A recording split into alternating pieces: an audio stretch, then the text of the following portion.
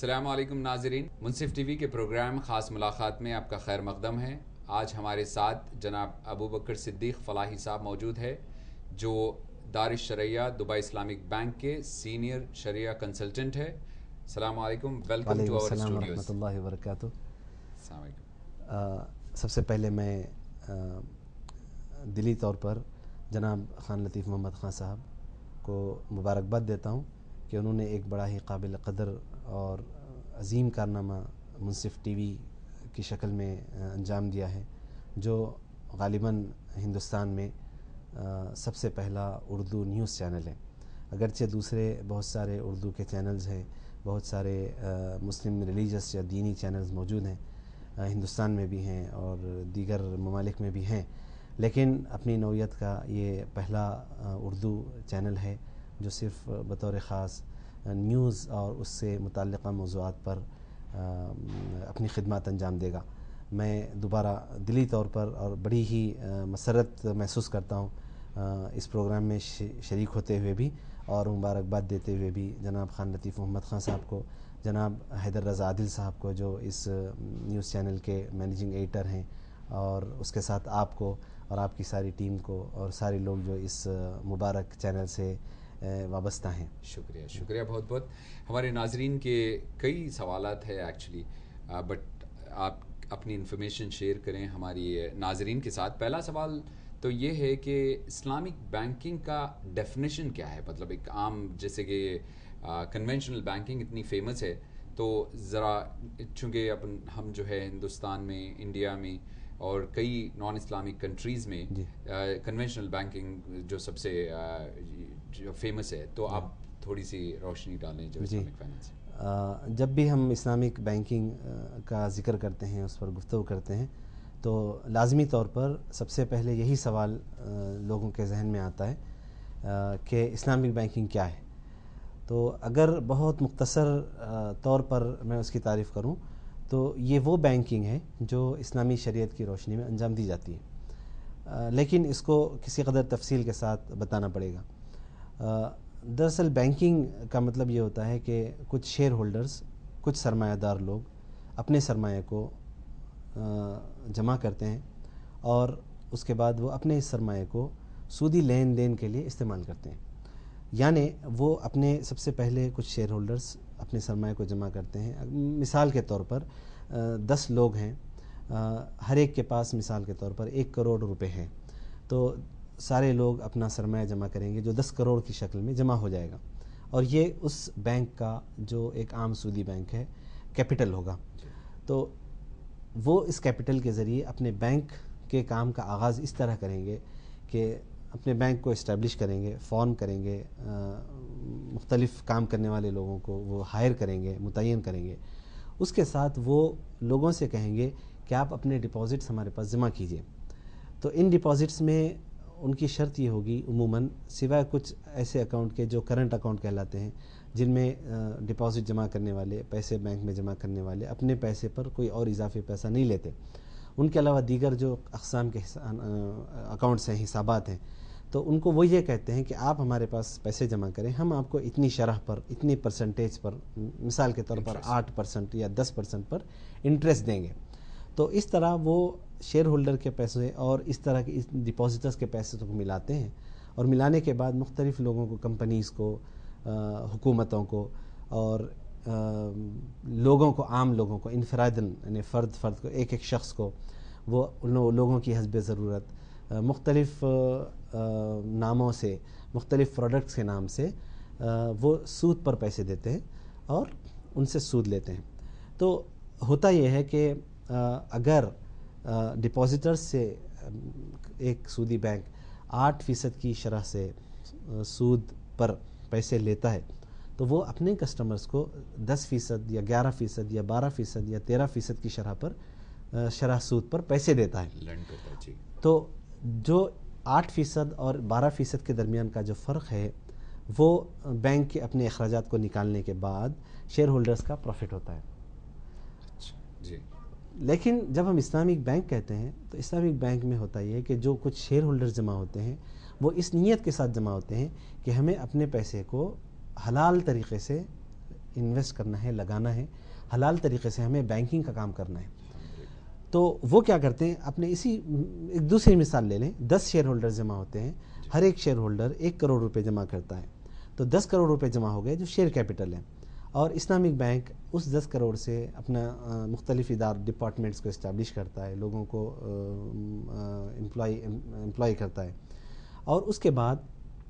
وہ لوگوں سے ڈپازٹس لیتا ہے. یہاں پر ایک فرق جو بہت واضح طور پر ہمارے سامنے رہنا چاہیے وہ یہ ہے کہ یہاں اسلامی بینک لوگوں سے یہ نہیں کہتا کہ آپ ہمارے پاس پیسے جمع کریے، ہم آپ کو لازماً ہر حال میں 8% منافع دیں گے. کیوں؟ اس لیے کہ بینک پیسے لیتا ہے، اور شریعت کا اصول یہ ہے، شریعت کی تعلیم یہ ہے کہ جب ہم کسی سے پیسے لیتے ہیں تو ان پیسوں کے مقابلے میں جب ہم زیادہ پیسے دیتے ہیں تو وہ جو زیادہ ہے، وہ جو اضافہ ہے، وہ سود ہے اور وہ حرام ہے. تو اسلامی بینک یہ کہتا ہے کہ آپ اپنے پیسے ہمارے یہاں جمع کروائیے، لیکن نفع اور نقصان کی حصے داری کے طور پر، اور اس کی جو شکل ہوگی جس کو عام طور پر اسلامی بینک اس وقت دنیا میں اختیار کرتے ہیں وہ ہے مزاربت. ہاں، اور انگلش میں ہم اسے فنڈ مینجمنٹ کہتے ہیں. اس کا مطلب یہ ہوتا ہے کہ بینک یہ کہتا ہے، شیئر ہولڈرز یہ کہتے ہیں کہ آپ اپنے پیسے ہمارے یہاں رکھیں، ہم ان پیسوں کو اسلامی طریقے سے انویسٹ کرتے ہیں، تو آپ کے پیسے پر جو پروفٹ آئے گا اسے ہم اور آپ شیئر کریں گے، اور اس کو شیئر کریں گے 50%، 50%، 60%، 40%، 70%، 30% کی اس طرح جو بھی ایگری نسبت ہے، مقرر جو بھی متفق نسبت ہے، اس نسبت سے ہم پروفٹ کو شریک کریں گے. لیکن اگر نقصان ہوگا تو ہماری محنت کا نقصان ہوگا اور آپ کے پیسے کا نقصان ہوگا. تو اس کو مزاربت کہتے ہیں. تو اس بنیاد پر پیسے لیے جاتے ہیں جو حلال طریقہ ہے، اور اسلامی فقہ کے مستند انویسٹمنٹ کے طریقوں میں سے ایک طریقہ ہے. اور اللہ کے رسول صلی اللہ علیہ وسلم کے بارے میں بھی یہ ثابت ہے کہ آپ نے اس طریقے سے تجارت کو انجام دیا ہے، اور صحابہ کرام رضی اللہ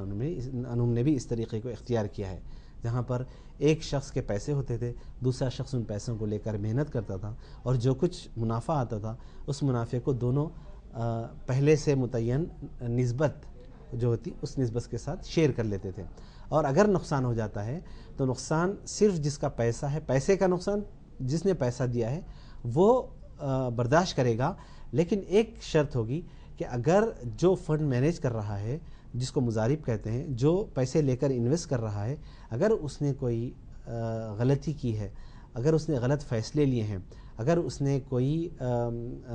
ایسا کام کیا ہے جو اس کی کوتاہ نظری کہلاتا ہے انویسٹمنٹ ڈیسیژن کے سلسلے میں، اگنورینس، ڈیفالٹ، نیگلیجنس، تو اس طرح کی کوئی غلطیاں اس نے کی، تو اس صورت میں پیسے کے نقصان کا ذمہ دار مینیجر ہی ہوگا، مضارب ہی ہوگا. تو اس اصول پر اسلامی بینک بھی ڈپازٹرز کے پیسے لیتا ہے. اب آپ آ جائیں کہ اب یہ شیئر ہولڈرز کے پیسے اور ڈپازٹرز کے پیسے،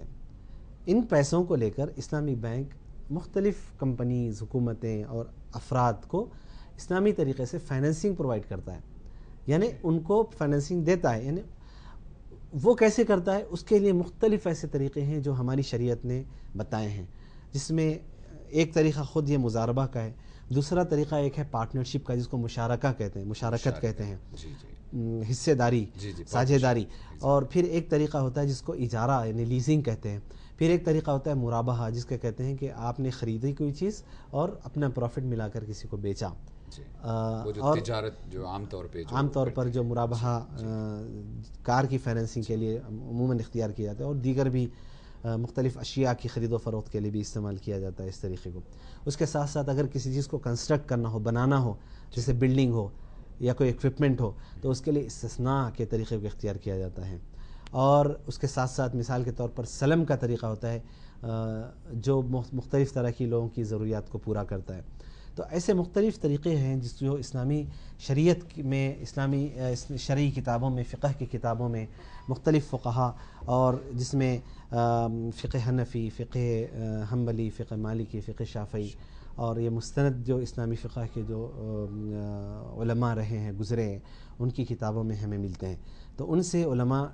استنباط کرتے ہیں، اور مختلف نئے جو مسائل پیش آتے ہیں، جو نئے چیلنجز پیش آتے ہیں معیشت کے میدان میں، بینکنگ کے میدان میں، ان سے استفادہ کر کے وہ شریعت کی روشنی میں حل بتاتے ہیں. تو ان سولوشنز کو، ان حلوں کو اختیار کر کے اسلامی بینک اپنے شیئر ہولڈرز کے پیسوں کو اور ڈپازٹرز کے پیسوں کو انویسٹ کرتا ہے. جو پروفٹ آتا ہے وہ پروفٹ وہ شیئر ہولڈرز اور پھر جو ڈپازٹرز ہیں وہ شیئر کرتے ہیں. اچھا ماشاء اللہ. تو اس طرح ہم دیکھتے ہیں کہ اسلامی جو بینکنگ ہے وہ مکمل طور پر شریعت کے ان اصول اور ان مبادی یا ان فنڈامنٹلز کی بنیاد پر چلتا ہے. یہ اسلامی بینکنگ کا نظام جو ہماری اسلامی شریعت کی تعلیمات میں موجود ہیں، اور اس کو یقینی بنانے کے لیے کہ کوئی ایسا نہ ہو کہ کچھ لوگ اسلام کے نام کا استحصال کرنے کے لیے، اسلامک بینکنگ کے نام کا استحصال کرنے کے لیے کہیں کہ ہم اسلامک بینکنگ کر رہے ہیں اور حقیقتاً وہ اسلامک بینکنگ نہ ہو. تو اس چیز کے تدارک کے لیے اور اس بات کو یقینی بنانے کے لیے کہ اسلامک بینکنگ فی الواقع اسلامی اصولوں کی روشنی میں ہو رہی ہے،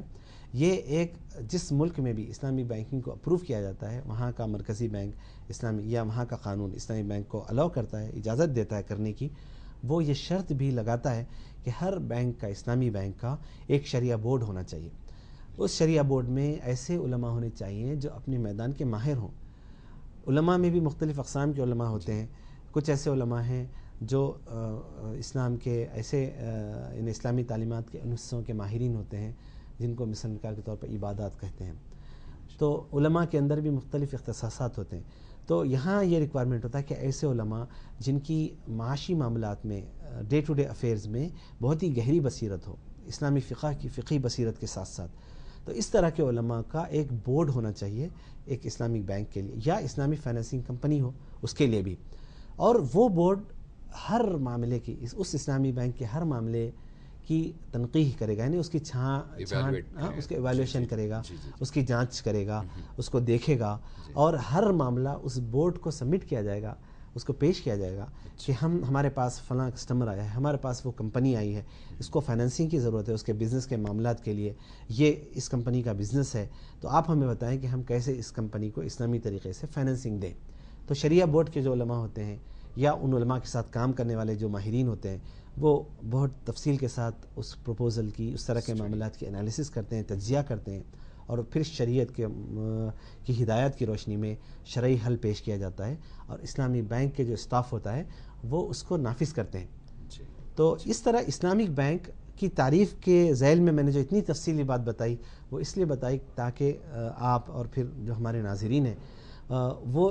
اس بات کو جانیں کہ حقیقتاً اسلامی بینک میں اور ایک غیر اسلامی بینک میں بہت ہی نمایاں فرق ہوتا ہے. بظاہر ہو سکتا ہے کہ ایک آدمی کو لگے کہ اسلامک بینکنگ اور غیر اسلامی بینکنگ دونوں تو ایک ہی جیسے ہیں، لیکن ایسا نہیں ہوتا، بلکہ ماہر علماء بڑی عرق ریزی کے ساتھ اسلامی بینک کے سارے معاملات پر کام کر رہے ہوتے ہیں، اور وہ اسلامی شریعت کی روشنی میں ان کی رہنمائی کر رہے ہوتے ہیں اور ان کے معاملات کا جائزہ بھی لے رہے ہوتے ہیں. تو اس طرح اسلامک بینکنگ کا ایک ایسا نظام ہے جو اسلامی شریعت کی روشنی میں چل رہا ہے. ماشاءاللہ، بہت بہت شکریہ.